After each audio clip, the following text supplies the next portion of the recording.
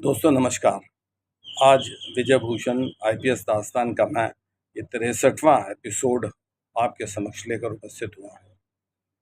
जिस प्यार से और जिस मोहब्बत से आप मेरे चैनल को सब्सक्राइब कर रहे हैं, मैं बहुत ही शुक्रगुजार हूँ। मेरे पास शब्द नहीं है कि मैं आपको धन्यवाद प्रेषित कर सकूँ। दोस्तों, आज की जो ये दास्तान विजय भूषण कहानी है, यह मैं जब जनपद शामली में था, ये वहाँ से संबंधित है।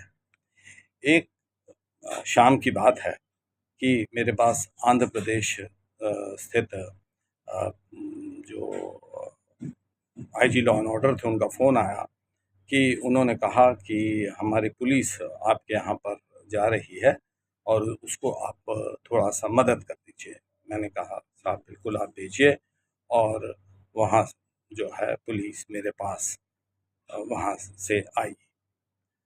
काफ़ी संख्या में पुलिस थी, पूरी बस भर के आई थी वो पुलिस।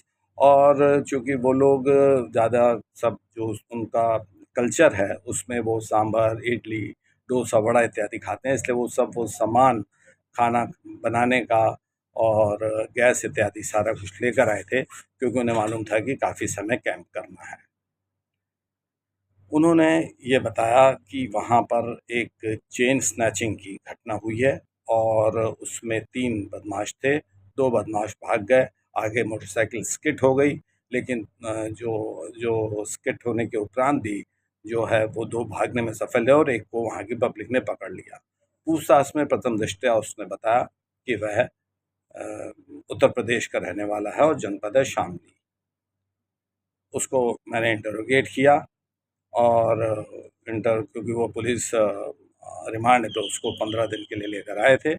और उसको रिमांड पे लिए जाने के उपरांत मैंने जो है उससे पूरा पूछताछ की कि कहाँ से संबंधित है और क्या है, कैसे है।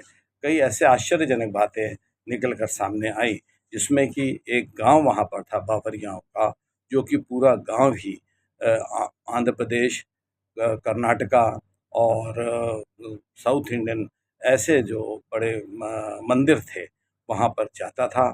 और वहाँ पर जो औरतें हैं, उनको सोना इत्यादि पहनने का बहुत ज़्यादा वहाँ शौक है और लोग वहाँ पर बहुत पूजा पाठ में सोना का प्रयोग करते हैं। तो गोल्ड का इस प्रकार से वहाँ पर स्नैचिंग होती है और ये बदमाश वहाँ पर एयरक्राफ्ट से जाते थे और वापसी उनकी ट्रेन से होती थी।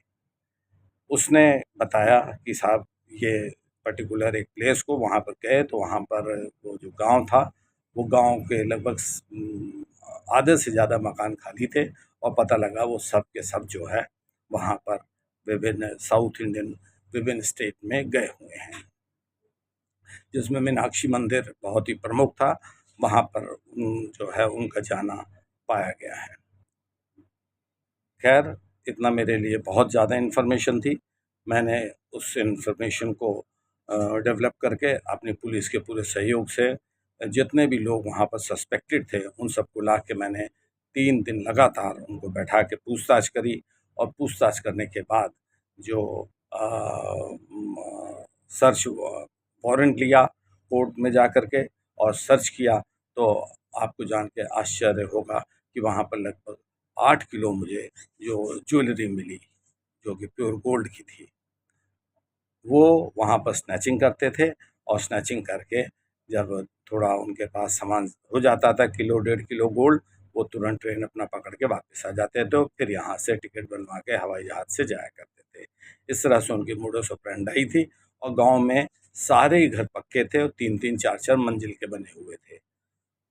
फिर जो उनके जो गैंग लीडर था, उसके विषय में मैंने पता किया। उसने बताया कि इस समय वह एक पर्टिकुलर प्लेस पर है, जो कि आया हुआ है। मुज़फ़्फ़रनगर के एक गाँव का नाम बताया, क्योंकि उसको पता लग गया था कि गाँव में पूरी छानबीन हो रही है। वहाँ पर मैंने घेराबंदी करी और उसने फायरिंग करी। इधर से मेरे द्वारा फायरिंग की गई, वो इंजर्ड हुआ, वो अरेस्ट हुआ और वो गैंग लीडर पकड़ा गया और उसने औरों के नाम बताए। फिर हम वहाँ से सहारनपुर गए, सहारनपुर के बाद हम बागपत गए, बागपत के बाद हम जो है गाज़ियाबाद गए और वहाँ से नोएडा गए।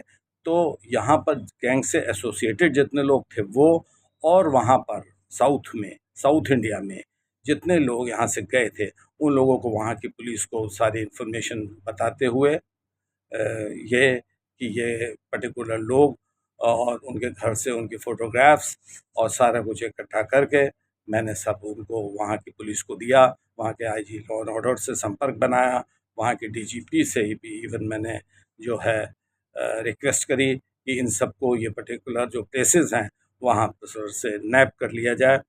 तो उन पुलिस ने बहुत एक्टिवली काम किया और वो जो अपना आंध्र प्रदेश की पुलिस जो आई थी, जो अपना लगभग 1 महीने का सामान लेकर आई थी, वो मैंने 5 ही दिन में सारा काम कर डाला और यहाँ से 11 आदमियों को पकड़वाया, उनका ट्रांजिट रिमांड बनवाया और वो सब वहाँ पर भेजे गए। और उनको इतनी खुशी हुई इस बात की कि उत्तर प्रदेश पुलिस ने जो है इतना सहयोग किया और मुठभेड़ में जो घायल हुआ था वो उपचार के दौरान ठीक हुआ। वहाँ उसके लिए उन्होंने यहाँ पर पुलिस यद्यपि की रख छोड़ी थी, परंतु मैंने गार्ड लगा कर पूरा उसकी सुरक्षा की क्योंकि वो गैंग लीडर था और उसकी दोनों टांगों पे गोली लगी थी और बाद में उसको भी रिमांड बनाकर मैंने जो है ट्रेन से और एक्स्ट्रा पुलिस लगाकर भेजा। ये दोस्तों दास्तान ऐसी है कि जिसमें जब सहयोग होता है, जैसे कि मैंने कई ऑपरेशन मुंबई में करे, कई ऑपरेशन मैंने इंदौर और हिसार और दिल्ली में किए, तो जो वहाँ की जो पुलिस का जो स्वभाव है, जो पुलिस वहाँ पर असिस्ट करती है, वो वाक़ई जो आपको प्रेरित करता है इस बात के कि यदि कहीं ये पुलिस आकर आपसे सहायता माँगे, तो उसको पूरी तरीके से सहायता मन लगा के करनी चाहिए और जो उनका टास्क है उसको बहुत जल्द से जल्द निपटाना चाहिए।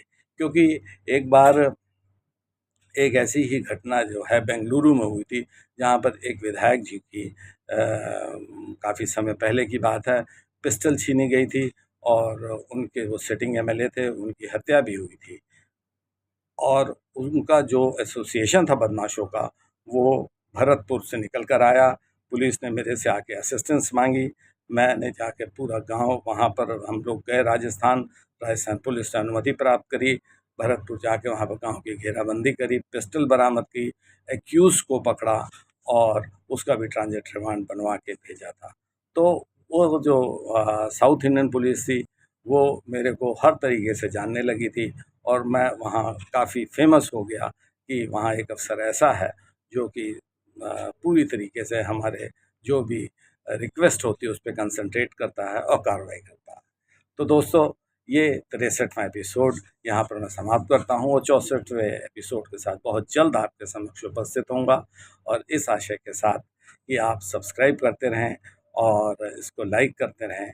मेरे पास और बहुत से ढेरों ऑपरेशंस की कहानियाँ हैं और जैसा कि आप सब जानते हैं, मुझे 8 प्रेसिडेंट मेडल मिले, मुझे माननीय मुख्यमंत्री जी के द्वारा गोल्ड मेडल प्रदान किया गया।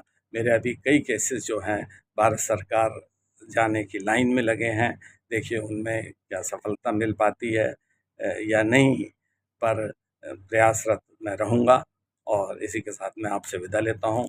बहुत बहुत धन्यवाद। जय हिंद, जय भारत।